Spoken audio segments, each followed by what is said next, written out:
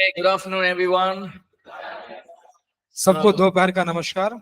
So we're going to start with a new course this Monday. और आज सोमवार को हम एक नया पाठ्यक्रम शुरू करेंगे We're going to be talking about the house of God, which is the local church. और हम लोग परमेश्वर के भवन यानी कलीसिया के बारे में अध्ययन करना शुरू करेंगे। Now, this is a big subject, और ये एक बहुत बड़ा विषय है, but it's a very important subject for us as believers to understand why it is important to learn about the local church. और यह जो विषय है बहुत ही महत्वपूर्ण विषय है कि हम स्थानीय कलीसिया के बारे में हमें क्यों सीखना चाहिए। Right? So, see, when we study the Word of God, देखिए, हम जब परमेश्वर के वचन का अध्ययन करते हैं there are practical subjects और कुछ ऐसे जो अभ्यासिक विषय होते हैं and there are theoretical subjects. और जहाँ पे कुछ ईश्वरत्व के बारे में विषय होते हैं उसको हम पढ़ते हैं। So remember we did a few practical subjects, right? Faith, praise and worship, Holy Spirit. These are practical subjects that we can learn. और ये हम लोग रोजमर्रा के अभ्यासिक विषयों के बारे में जैसे पवित्र आत्मा, स्तुति और आराधना और ये सारी बातों को पवित्र आत्मा के वरदानों के बारे में हम लोगों ने सीखा। But this topic, the local church, we're going to talk about a lot of theory. और यह जो स्थानीय कलीसिया है उसमें हम लोग बहुत सारे जो परमेश्वर के वचन के अध्ययन है जो उसके बारे में हम सीखेंगे। Right? And this theory will help us to ground ourselves to grow in the Word of God. और ये जो बातें जो हम सीखेंगे हमें परमेश्वर के वचन में जड़ पकड़ने के लिए सिखाएंगी। Right? So when you look at a local church, there are many areas that are involved in a local church. जब आप एक स्थानीय कलीसिया को देखेंगे तो बहुत सारे ऐसे क्षेत्र होते हैं जो संलग्न होते हैं स्थानीय कलीसिया के द्वारा। So the church has a spiritual dimension and there is also a natural dimension. तो कलीसिया का एक आत्मिक विभाग भी होता है और प्राकृतिक भाग भी होता है। On Sunday, do you go to a spiritual church? क्या आप रविवार को आत्मिक कलीसिया में जाते हैं? But do you also go to a natural church? तो क्या आप प्राकृतिक कलीसिया में जाते हैं? स्वाभाविक कलीसिया में जाते हैं? हाँ या ना? Were you sitting in the sky or you were sitting in one place? क्या आप आकाश पे बैठे हैं या इस जगह पे बैठे हैं? So there was a physical church also there. तो एक भौतिक कलीसिया भी होती है। Right? But we look at what we can learn from these two aspects. और इन दो बातों से हम क्या सीख पाते हैं उसको हम आज देखेंगे। Let's read Matthew chapter 16, 15 through 19. आइए हम पढ़ेंगे मत्ती के अध्याय 16 से 15 से लेकर 19 तक।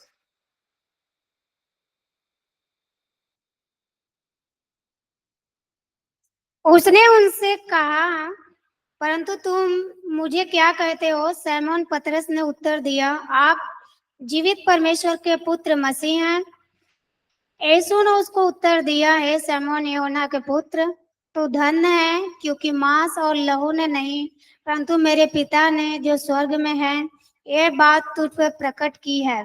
और मैं तुझसे कहता हूँ कि तू पतरस है और मैं इस पत्थर पर अपनी कलीसिया बनाऊंगा और अधोलोक के फाटक उस पर प्रबल ना होंगे। मैं तुझे स्वर्ग के राज्य की कुंजियां दूंगा और जो कुछ तू पृथ्वी पे बांधेगा वह स्वर्ग में बंधेगा और जो कुछ तू पृथ्वी पर खोलेगा वह स्वर्ग में खुलेगा। Yes. Now, look at the context here now. Jesus has been with his disciples for quite a few years. और यहाँ पर जो संदर्भ है उसको देखिए, यीशु अपने चेलों के साथ कुछ साल तक थे। And Jesus suddenly asked them a question. और यीशु ने उनको अचानक एक प्रश्न पूछा। He asked Peter, everyone is saying I'm a good teacher. और पतरस से ये प्रश्न पूछते हैं कि सब लोग कहते हैं कि मैं ऐसा अच्छा शिक्षक हूँ। Some of them say I'm a prophet. और कुछ लोग कहते हैं कि मैं भविष्यवक्ता हूँ। Some of them say I'm a good leader. कुछ लोग कहते हैं कि मैं एक अच्छा अगुवा हूँ। Some of them call me rabbi. और कुछ लोग मुझे गुरु कहते हैं। So Peter, who do you say I am? और पतरस, तुम बताओ कि तुम क्या कहते हो कि मैं हूँ। Here's what Jesus replied. और देखिए क्या उत्तर देता है उसने। Sorry, what Peter says is, You are the Christ, the Son of the living God. और उसने उत्तर दिया कि तू मसीह है जो जीवित परमेश्वर का पुत्र है। Jesus responds to that and say, on that truth I will build my church. और यीशु ने उत्तर दिया और कहा कि उस सच्चाई पर मैं अपनी कलीसिया बनाऊंगा, On that rock, उस चट्टान पर, that I am the Son of God, और जो मैं परमेश्वर का पुत्र हूँ, I will build my church. मैं अपनी कलीसिया बनाऊंगा। So Jesus has said, I will build my church. यीशु ने कहा कि मैं अपनी कलीसिया बनाऊंगा। So the church is not an idea of man. और यह जो चर्च है वह किसी मनुष्य का तरकीब नहीं है, It is God design. यह परमेश्वर की बनावट है It's God's plan. और परमेश्वर की योजना है।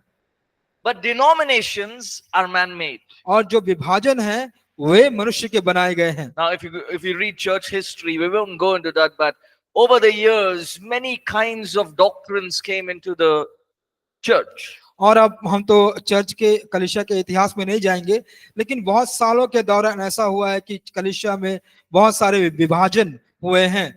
Now, Jesus says something interesting. और यीशु ने यहाँ पर कुछ दिलचस्प बात He कही। says, I will build my church, वो कहता है कि मैं अपनी कलीसिया बनाऊंगा and the gates of hell shall not prevail against it. और इस पर अधोलोक के फाटक प्रबल नहीं होंगे।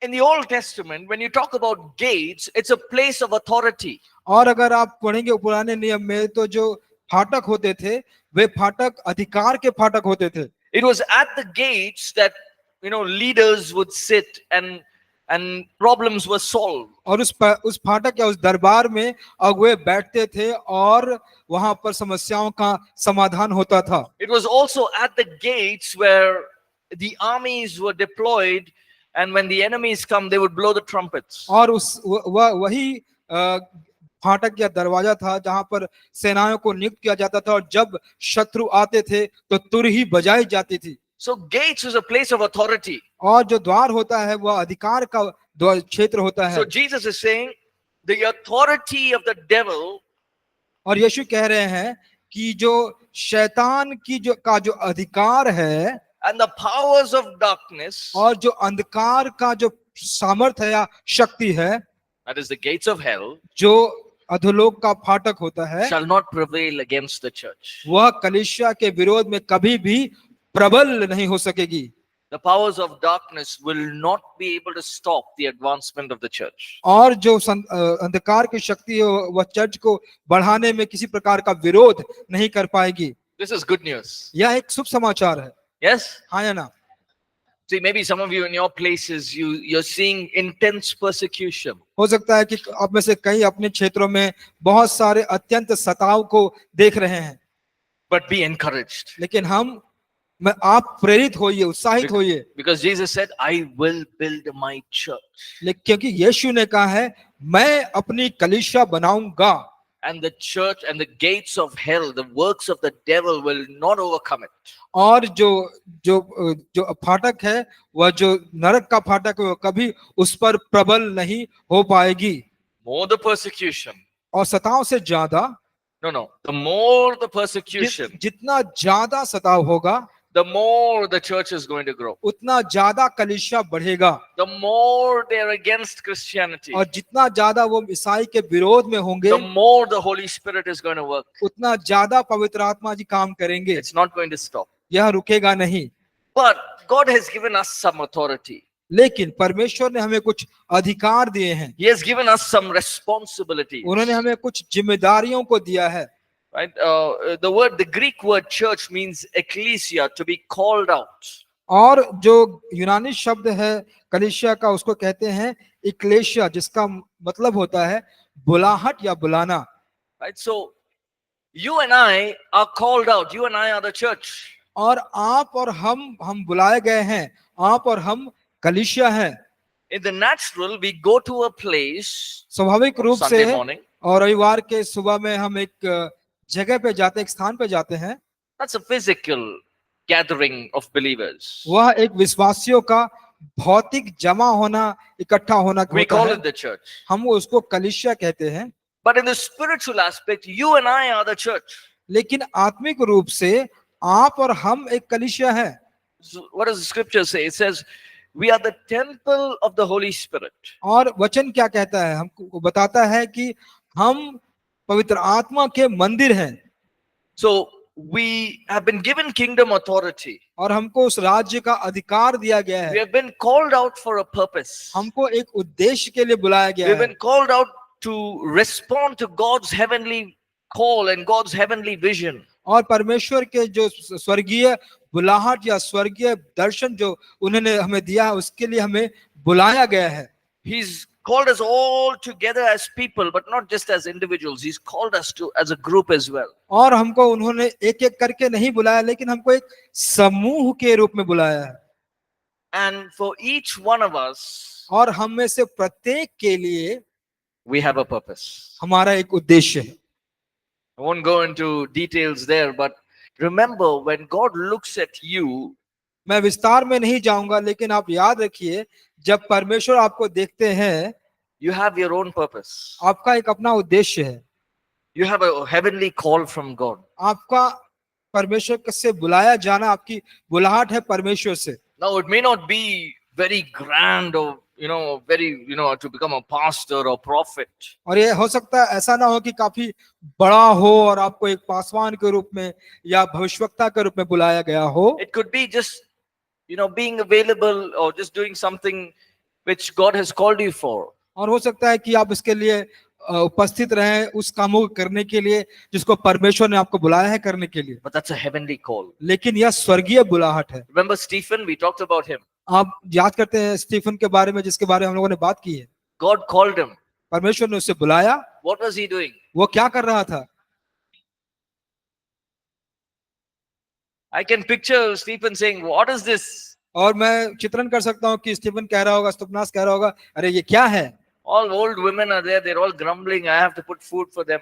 और सारे जो बूढ़ी स्त्रियां हैं वे सब कुड़कुड़ा रही हैं और मैं उनको उनके सामने भोजन देना है मुझे। But Stephen used that as a heavenly call to minister to them. और परमेश्वर स्टीफन ने उसको इस्तेमाल किया एक स्वर्गीय बुलाहट की तरह, ताकि उसको लोग से उसको वे उसके लिए सेवकाई कर पाए। Right?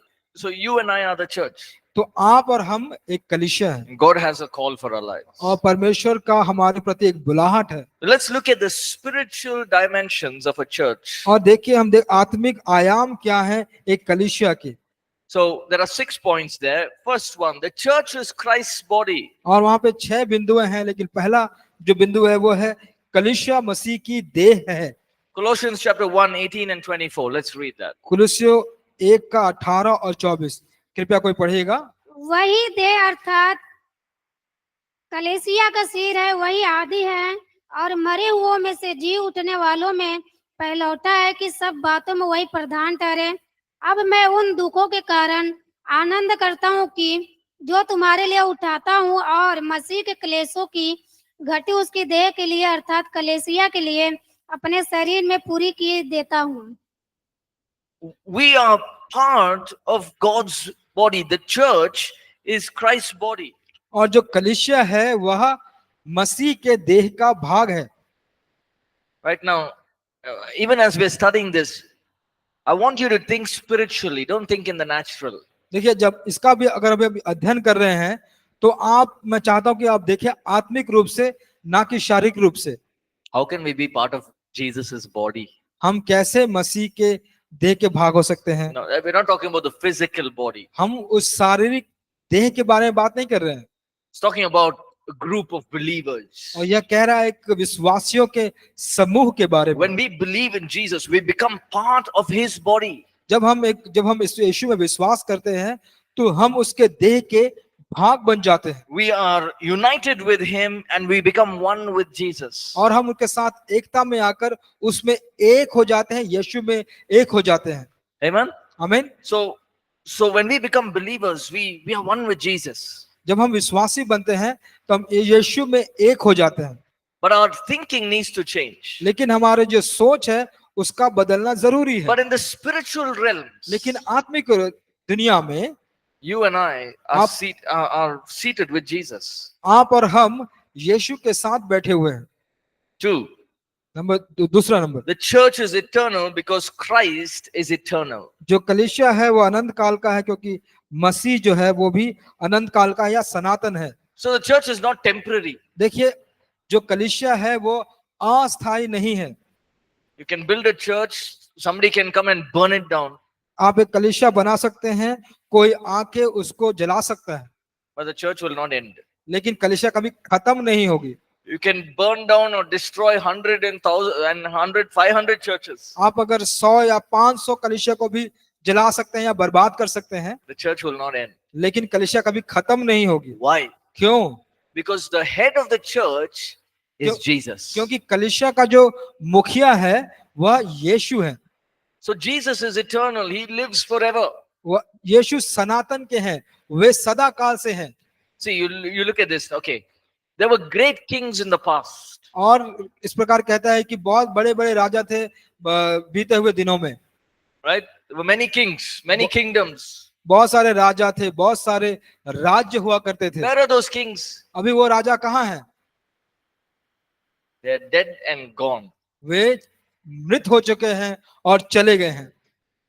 But there was one person लेकिन एक व्यक्ति था who was a king, जो राजा था, but he behaved like a servant. उसने एक दास के समान व्यवहार किया, And God raised him up to be the greatest king, and he's eternal today. और उसको परमेश्वर ने एक महान राजा करके उसको बढ़ाया और परमेश्वर ने उसको सनातन का राजा बना दिया। So his kingdom has no end. तो उसका जो राजत्व है उसकी कोई सीमा या वो खत्म नहीं होता। Now, Revelations chapter 5, I may be going a little sidetrack, but Revelations chapter 5. हो सकता है कि मैं थोड़ा सा निकल रहा हूं बाहर अपने इससे, लेकिन आप प्रकाशित वाक्य अध्याय 5 को पढ़ेंगे। It talks about a multitude of people in heaven. और स्वर्ग में बड़े भीड़ के बारे में बात करता है। It is most likely that that is after the rapture. और वो जो रैप्चर के बारे के बाद में होने की बात है। The church will continue on and on and on. और जो कलीसिया है वो लगातार लगातार लगातार आगे जाती जाएगी। Now Jesus has died, he has rose again, and he's at the right hand of the Father. और यीशु मरा और वह फिर से उसका पुनरुत्थान हुआ और वह अभी पिता के दाहिने हाथ में बैठा है। Now can Jesus come and plant the church here? क्या कलीसिया आके यीशु आके कलीसिया का रोपण कर सकते हैं? Can we pray and say, Jesus, we need to start a church in Kotunur. Can you come and start church here? तो क्या आप कह सकते हैं कि यीशु हमको कोतनूर में कलीसिया को रोपण करना है, क्या आप आके वहां पे कलीसिया बना सकते हैं? Will Jesus come and start? क्या यीशु आके शुरू करेंगे? He has finished his work. उन्होंने अपना काम खत्म कर दिया है। Third point, that is, तीसरा बात, he wants us as believers, the church, he uses us as the instrument to execute his purposes. और पर यीशु क्या करता है, वो हमें एक उसका उपकरण की तरह इस्तेमाल करता है ताकि अपने उद्देश्य को वो पूरा कर पाए। So maybe if somebody is praying, हो सकता है जब कोई प्रार्थना कर रहा हो say God will speak through the Holy Spirit कि परमेश्वर पवित्र आत्मा के जरिए बात करेगा and say, you start a church in Kotunur. कि कहेगा कि तुम एक कलीसिया शुरू करो कोतनूर में। So what we should do? तो हमें क्या करना चाहिए? There are practical things to do. तो कुछ जो स्वाभाविक कार्य हैं उसको करना चाहिए। So God is going to use us to fulfill the work. तो परमेश्वर हमें इस्तेमाल करने वाला है उस काम को पूरा करने के When लिए। we go pray for people, जब people हम- will be healed. जब हम जाकर लोगों के लिए प्रार्थना करेंगे तो लोग चंगे हो जाएंगे। When we preach the gospel, people hear it and respond to it. और जब हम लोगों को सुसमाचार प्रचार करते हैं, लोग सुनते हैं और उसका उत्तर देते हैं। So when we do the work, जब हम काम करते हैं, we are the church हम कलीसिया हैं and we are the instruments of God. और हम परमेश्वर के वो औजार बन जाते हैं। God can use angels and all, no? और परमेश्वर तो स्वर्गदूत को भी इस्तेमाल कर सकते हैं ना। He can use cherubims and seraphims and angels to come and do the work. और वो चेरुबिम और सेराफिम को भी इस्तेमाल कर सकते हैं, स्वर्गदूत को इस्तेमाल कर सकते हैं उसके कार्य को करने के लिए, But he doesn't. लेकिन वो नहीं करते। He wants us to do it वो चाहते हैं कि हम उसे करें because we are part of his body. क्योंकि हम उसके भाग हैं। The church is the complete representation of Christ. और जो कलीसिया है वह पूर्ण रूप से मसीह का प्रतिनिधित्व करता है। Right, let's read Ephesians chapter 1 and verse 23. आइए हम पढ़ेंगे इफिसियों का पहला अध्याय 23 वचन। यह उसकी देह है और उसी की परिपूर्णता है जो सब में सब कुछ पूर्ण करता है, which is his body, the fullness of him who fills all in all. यह उसकी देह है और उसी की परिपूर्णता है जो सब में सब कुछ पूर्ण करता है। Okay, let me give you an example. चलिए मैं आपको एक उदाहरण देता हूं। If an unbeliever यदि एक अविश्वासी and says, "Hey, I don't know, I don't understand about your church. Show me Jesus." वो कहेगा कि मैं आप तुम्हारी कलीसिया के बारे में कुछ भी नहीं समझता, मुझे एक कलीसिया दिखा।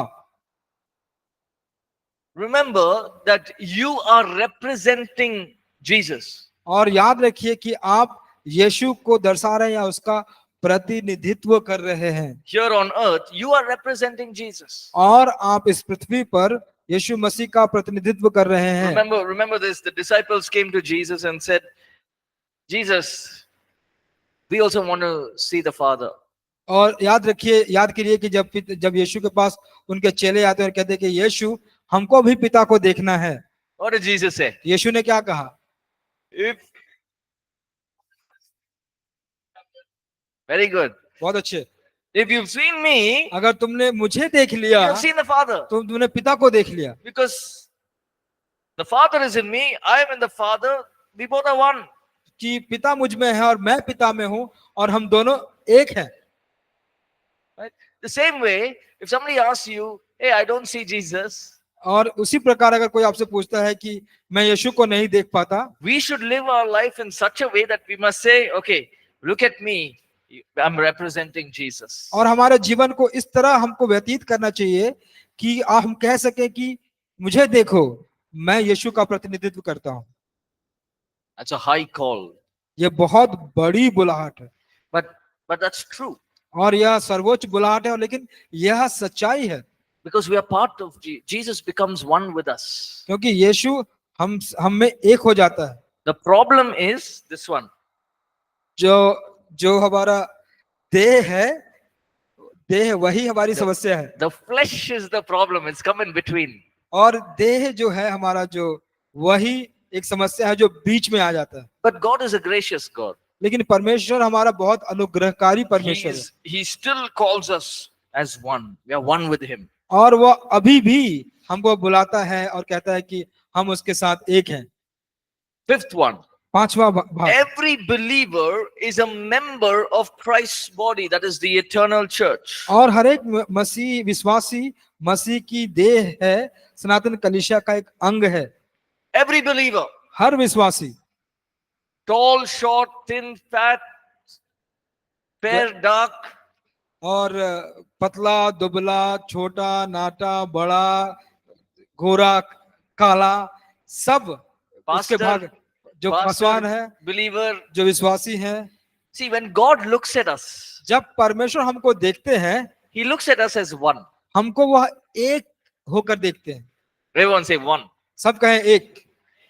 So think of this. अब इसके बारे में आप सोचिए। You have a great, okay, so Apostle Paul. जैसे प्रेरित पौलुस, When the Lord Jesus sees Apostle Paul, जब प्रभु यीशु देखते हैं प्रेरित पौलुस को, and he sees Paul Emmanuel, और जब वो देखते हैं पॉल इमैनुअल को, he sees it, hey, they both are the same. वो देखते हैं कि अरे दोनों तो एक जैसे ही हैं, एक ही हैं, They are one. वो एक ही हैं, Because we are part of the body of Christ. क्योंकि हम मसीह के देह का भाग हैं। But लेकिन Apostle Paul did more than Paul Emmanuel. प्रेरित पौलुस ने पॉल इमैनुअल से बहुत ज्यादा किया, So he'll get a bigger reward than what I will get. और वह ज्यादा पुरस्कार पाएगा उसकी अपेक्षा में जो ये पाएंगे। But the point is, both are the same. लेकिन जो मुख्य बात है यह है कि दोनों एक समान हैं। Do you understand this, आप समझ रहे हैं इसको? guys? So no matter how much a person knows, he may know the entire Bible by heart. हो सकता है कि कितना ज्यादा वो व्यक्ति को न जानता हो, या उसने पूरे बाइबल को पूरे मन से रट्टा मार के याद कर लिया हो। He has read the Bible for 30 years and he has learned everything. उसने 30 सालों तक बाइबल को पढ़ा और सब कुछ सीख लिया। Maybe one 15-year-old boy in the village doesn't know how to read and write. हो सकता है कि एक गांव में 15 साल का एक लड़का जो पढ़ना लिखना भी नहीं जानता, he gave his life to Christ उसने अपना जीवन मसीह को सौंप दिया, and he passes away. और वह जब गुजर जाएगा, After 2 days, he passes away. और 2 दिन के बाद वो गुजर जाता Now, है, both of them in heaven are standing. और दोनों 2 दिन के बाद वह स्वर्ग में खड़े हैं। This person has got 30 years experience. यह व्यक्ति जो है उसको 30 साल का अनुभव है, This person has 2 days और experience. इस व्यक्ति के पास सिर्फ 2 दिन का अनुभव है।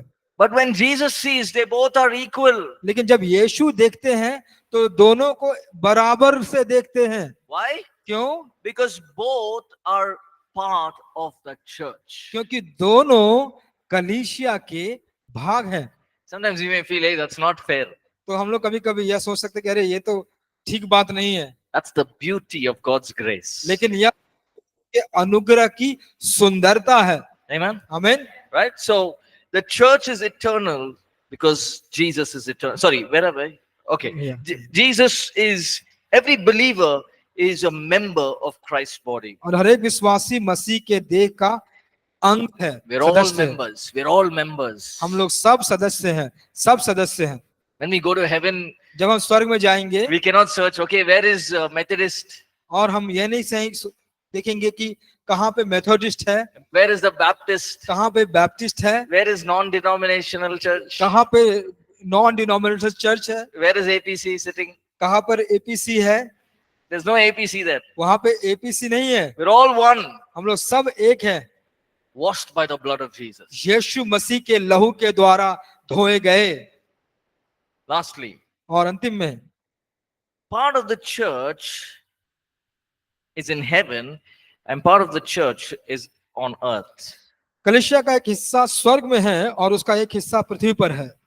See, those who die and go up to heaven, देखिए, जब कोई मृत्यु believers, जो एक विश्वासी की मृत्यु होती है और जब वो स्वर्ग में जाता है, they go on to be with the Lord और वो चले गए हैं परमेश्वर के साथ होने के लिए, and they are part of the church. They're part of Jesus's body. और वे मसीह के देह के भाग हो गए, कलीसिया के भाग हो गए हैं। And here, as yeah. believers, we are also part of a church. और यहाँ पर एक विश्वासी के रूप में हम भी एक कलीसिया के भाग हैं। We are the church. हम लोग एक कलीसिया हैं। So what is the difference? तो इसमें अंतर क्या है? Now there are many differences, but one simple difference is बहुत सारे अंतर तो हैं, लेकिन एक साधारण अंतर यह है कि here there's यहाँ going to be a lot of, there'll be weeping, there will be sorrow, there will be pain. यहाँ पर देखते हैं कि रोना होता है, दुख होता है।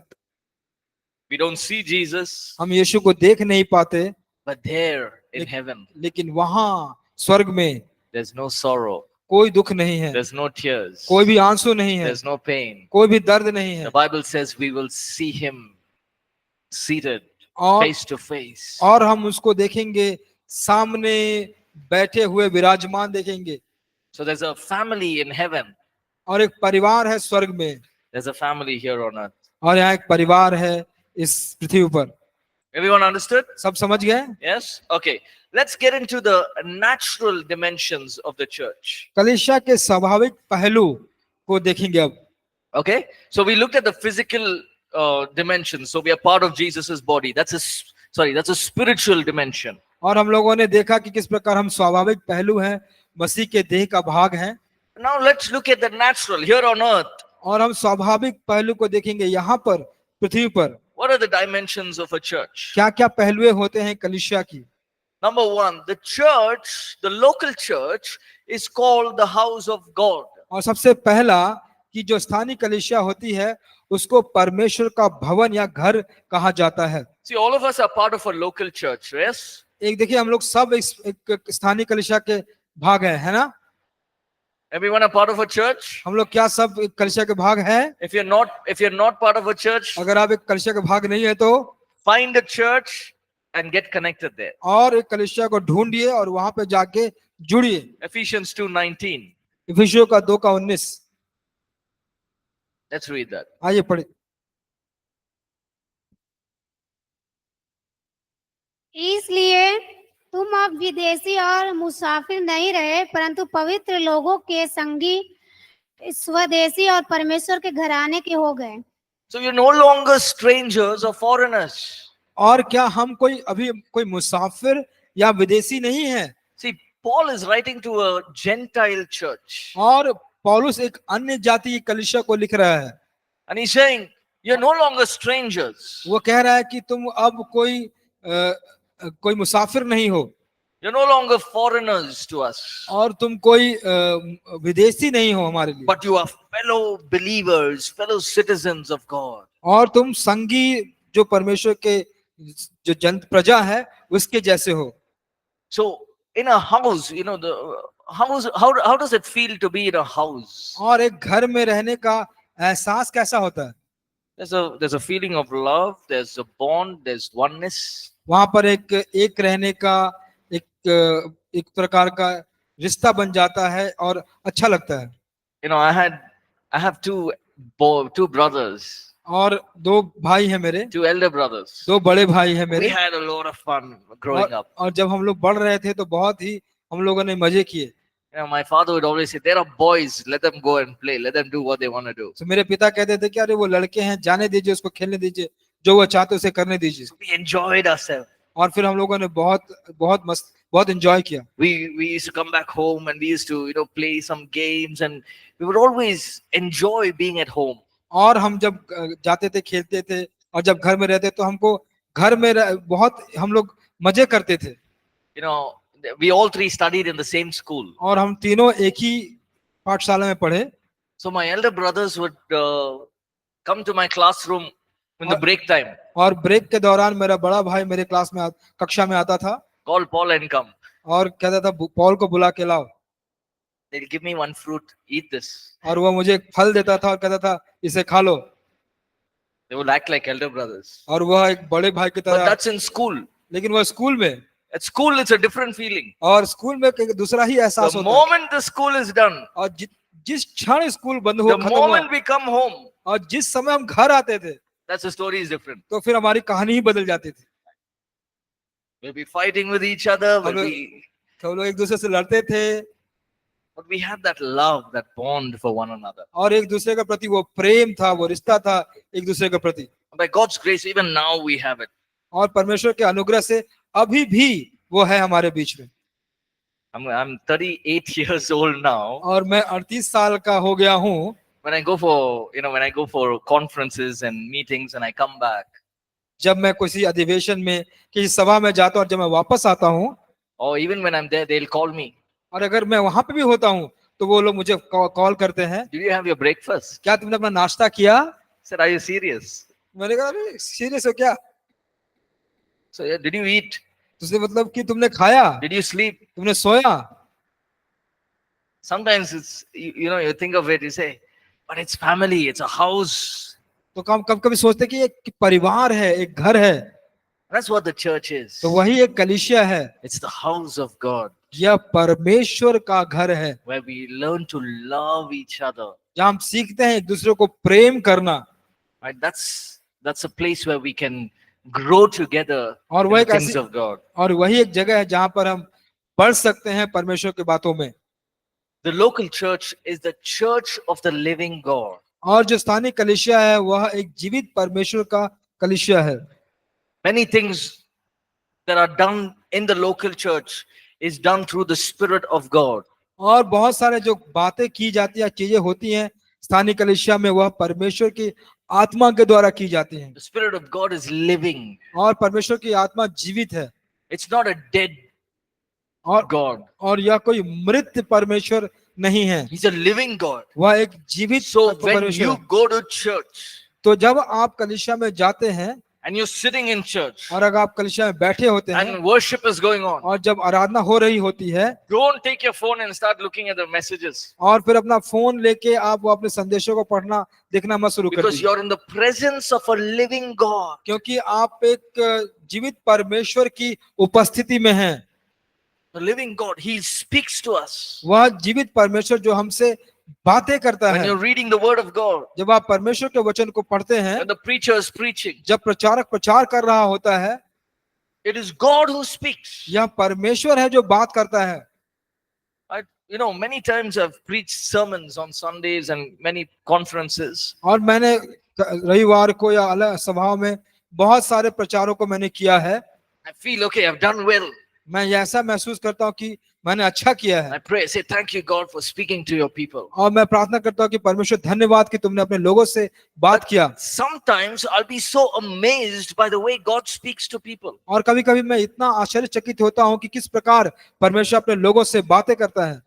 One day one person came up to me after the church. और एक दिन कलीसिया के बाद एक व्यक्ति मेरे पास आया We preached a wonderful sermon on, I think it was on faith. और विश्वास के विषय के ऊपर मैंने एक बहुत ही अद्भुत विषय को प्रचार किया। He came to me and he said, in the entire sermon, और वह मेरे पास आया और कहा कि पूरे संदेश के दौरान that one example that you gave, एक जो उदाहरण तुमने दिया, that is there. I will remember all my life. वही अभी है मेरे हृदय में और जिसको मैं अपने पूरे जीवन भर याद रखूंगा। So sometimes I want to ask them, what about all the other things I said? कभी कभी मैं ये पूछना चाहता हूँ कि दूसरी बातों को जो मैंने कहा उसका क्या। But God has chosen that to speak to them. क्योंकि परमेश्वर ने उसको चुना है उन लोगों से बात करने के लिए। The local church is the church of the living God. और जो स्थानीय कलीसिया है वह जीवित परमेश्वर की कलीसिया है। There's no other God who is alive. कोई दूसरा परमेश्वर नहीं है जो जीवित है। Jeremiah writes, he writes it so wonderfully. He says, they go into the forest, और यिर्मयाह बहुत ही अद्भुत रूप से कहता है कि वे जंगल में जाते हैं, they cut a tree, वे एक पेड़ को काटते हैं, they take the wood, वे लकड़ी को लेते हैं they make a shape, और एक आकार बनाते हैं they put ornaments on it, और उसके ऊपर वो आभूषणों को रखते हैं and they pray to it. और उसके बाद उसको वो प्रार्थना करते हैं। They give it eyes, they give it ears, they give it a mouth. और उनको कान दिए जाते हैं, आंख दिए जाते हैं और मुंह दिए जाते हैं। But those eyes cannot see, लेकिन वे आंखें देख नहीं पाती हैं, those ears cannot hear, वे कान सुन नहीं पाते हैं, that mouth cannot speak. वह मुंह बात नहीं कर सकते। But that's not so with Jesus. लेकिन यीशु के साथ ऐसा नहीं है That's not so with the church of the living God. और वह जो जीवित कलीसिया है उसके जैसा नहीं है। The Bible says his eyes are upon us. और बाइबल बताती है कि उसकी आंखें हमारी ऊपर लगी रहती हैं। He says, you call to me, I will answer you. और वो कहता है कि मुझे पुकार, मैं तुझे उत्तर दूंगा। The Bible says when you call, I'm here, I'm listening, I'm attentive to the prayers of my children. और बाइबल बताती है कि जब हम प्रार्थना करते बुलाते हैं तो वह अपने कान लगाकर हमारे प्रार्थनाओं को सुनता रहता है। So we're not praying to some wall or some image, we're praying to the living God. और हम कुछ चित्र का, किसी दीवार का हम प्रार्थना नहीं कर रहे हैं, हम प्रार्थना कर रहे हैं एक जीवित परमेश्वर को। The local church is the physical expression of the spiritual body of Christ. और स्थानीय कलीसिया एक विशिष्ट भौगोलिक क्षेत्र है मसीह की आत्मिक देह की अभिव्यक्ति का। So all that is in the spiritual church, और जितने भी जो आत्मिक कलीसिया में होते हैं, joy, आनंद, peace, शांति, healing, deliverance, चंगाई, छुटकारे, hope, Asha the gifts of the Spirit, और आत्मा के the वरदान, fruit of the Spirit. आत्मा के फल, It is in the physical church that we will manifest all of that. और वह हम उस भौतिक कलीसिया में उन सारी बातों का प्रकटीकरण करते हैं। Right? The local church in a certain area is Christ's instrument that he uses to execute his purpose. और एक निश्चित स्थान की स्थानीय कलीसिया उस क्षेत्र में मसीह के उद्देश्यों को अमल लाने में का मसीह का साधन है। So for example, we did Acts chapter 17. Everyone remember that? हम जैसे उदाहरण के रूप में हम लोगों ने प्रेरितों के काम 17 अध्याय को देखा था, क्या सब याद करते हैं? वो 2 महीने थे पहले. You remember Acts 17? 2 months ago, प्रेरितों के काम 17 अध्याय। Who goes in Acts 17? What happens? प्रेरितों के काम 17 में क्या होता है जी? No. Acts 17, the apostle Paul goes into Athens. और प्रेरितों के काम 17 में पहले पौलुस प्रेरित कहाँ जाते हैं? एथेंस में जाते हैं। He goes to Athens and he starts a local church there. और वहाँ एथेंस में जाके एक स्थानीय कलीसिया को शुरू करते हैं। And through the church, God began to work in people's lives. और उस कलीसिया के द्वारा परमेश्वर ने काम करना शुरू किया लोगों के जीवन में। Look at Ephesus. इफिसस को देखिए। It's one of the worst places to start a church. और एक बहुत ही खतरनाक जगह है एक कलीसिया को शुरू करने के लिए। Worse than Varanasi. और वाराणसी से भी खतरनाक। You know why? अब जाते हैं क्यों? There was a goddess Aphrodite, 100 feet temple there. और वहां पर अफ्रोडाइट देवी का एक 100 फीट का मंदिर था It was a goddess of sex. और वह सेक्स की देवी थी They had 1,000 male prostitutes, 1,000 female और prostitutes. जहाँ पे 1000 पुरुष वेश्या और 1000 महिला वेश्याएं थी। It was okay to involve in sexual morality. That means you're pleasing the God. और यौन अनैतिकता में आना उनके लिए ठीक बात थी क्योंकि यह उस देवी को जो यह बहुत भाता था। Now Paul goes there when he starts a church. और पौलुस वहां पर जाकर एक कलीसिया शुरू करता And है it is through the church that men are touched and transformed. और उसी कलीसिया के द्वारा बहुत सारे जीवन जिनको जो छुआ गया और उनके जीवन बदल गए। And that is why people want to come and destroy the church, और the local church. इसीलिए लोग वो आते हैं और स्थानीय कलीसिया को नष्ट करना चाहते हैं। But they don't understand. They're just destroying a physical church. They cannot destroy the spiritual church inside of us. और वे ये नहीं जानते कि वो हो सकता है वो भौतिक कलीसिया को तो बर्बाद कर सकते हैं लेकिन हमारे अंदर जो आत्मिक कलीसिया है उसको वो बर्बाद नहीं कर सकते। But God works through the local church. लेकिन परमेश्वर स्थानीय कलीसिया के द्वारा काम करता है। The local church is the place, is a family of God. और जो स्थानीय कलीसिया होता है वह परमेश्वर का एक परिवार होता है। You and I, when we are in a local church, आप और हम जब हम स्थानीय कलीसिया में होते हैं, remember we are part of a family. आप याद करिए कि हम एक कलीसिया के परिवार हैं। There will be misunderstanding, और एक परिवार के भाग है, वहां पे कुछ गलत फहमियां होंगी but you overcome it. लेकिन आप उसे बाहर निकल आते हैं। I've had hundreds of fights with my parents and brothers. मेरे माता पिता और भाइयों के साथ मेरे सैकड़ों लड़ाइयां हुई हैं But you overcome it. You move on. लेकिन आप उससे बाहर निकलते हैं, आप आगे की ओर बढ़ते हैं। They are family, वे परिवार हैं right? We learn to love each other, care for each other, support each other. और हम लोग सीखते हैं उनको ध्यान करने के लिए, उसको प्रेम करने के लिए, एक दूसरे के प्रति के लिए खड़े रहने के The लिए। same way, when you are part of a local church, और उसी प्रकार आप अगर एक स्थानीय कलीसिया के भाग होते हैं, build meaningful relationships, एक बहुत ही अर्थपूर्ण संबंधों को बनाए, right? Build, learn from people, learn from small groups, लोगों से सीखे, छोटे समूहों से सीखें, nurture each other, build each other up. एक दूसरों को बढ़ाएं, एक दूसरों को बनाएं। Don't ridicule or mock or make fun of the others. और दूसरों को आप उपहास, हंसी या ठट्ठा ना बनाएं। If you know how to lead worship, अगर आप जानते हैं कि आप कैसे आराधना की अगुवाई कर सकते हैं तो you don't make fun of the person who's learning, but you can help them to get better. आप उस व्यक्ति का मजाक ना बनाएं जो सीख रहा है, आप उसको मदद करें कि वह बेहतर करे।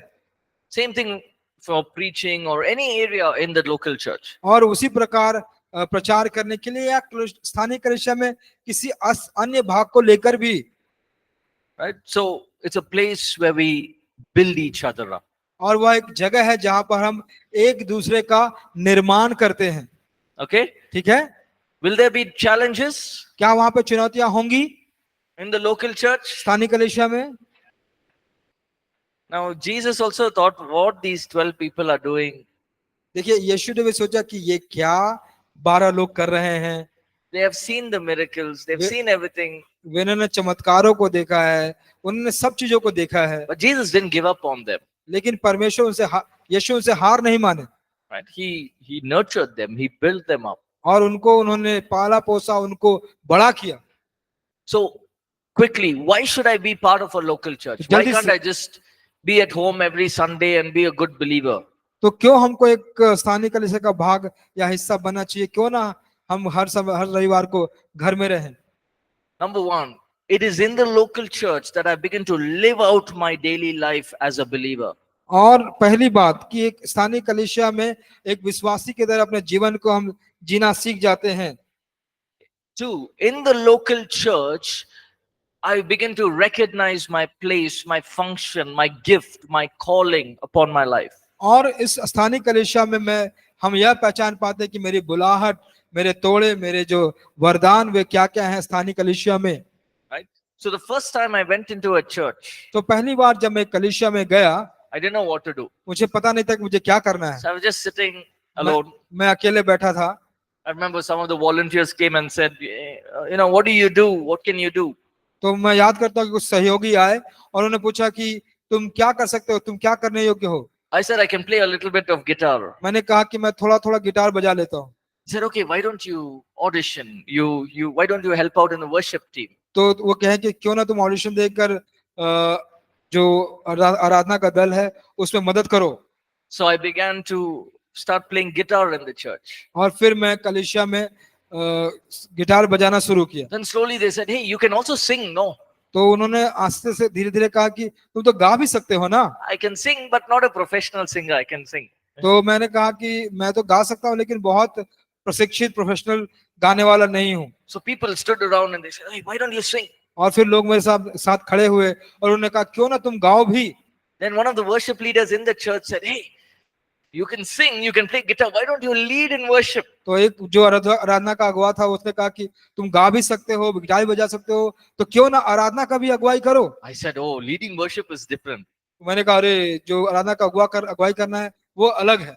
But they gave me opportunities. तो उन्होंने मुझे मौका दिया I began to lead worship. और फिर मैं आराधना का अगुवाई करना शुरू किया। And then, I started to grow in that gift, in that calling. और मैं उस बुलाहट में, उस वरदान में बढ़ना शुरू किया। Then slowly I was given an opportunity to preach. और फिर धीरे आस्ते आस्ते मुझे मौका दिया गया प्रचार करने का।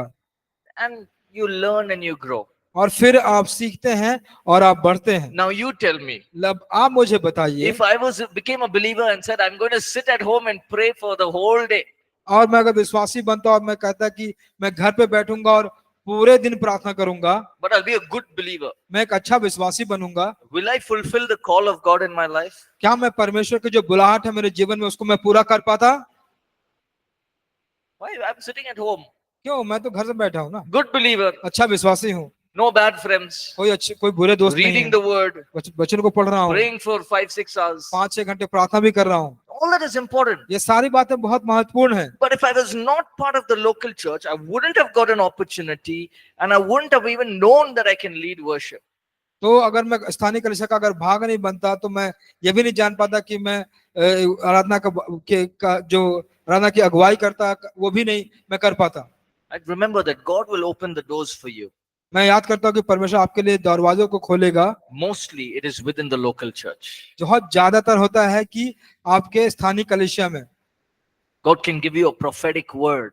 और परमेश्वर आपको एक भविष्यवात्मक शब्द दे He सकते can हैं, give you a word of wisdom. वो आपको एक बुद्धि का वचन दे सकते हैं You'll know what to say, how to say, when to say. और आप जान पाएंगे कि कैसे कहें, कब कहें, किसे कहें। So it is in the church we release our gifts and callings that God has for us. और उस कलीसिया में ही हम सारे जो वरदान परमेश्वर ने हमको दिए हैं उसको हम बाहर निकाल पाते हैं। Okay, before we go ahead, we'll take a break because I want to talk about the natural body and the spiritual body. और Take a break and आगे come. जाने से पहले हम आप छोटा सा एक ब्रेक लेंगे और जाकर वापस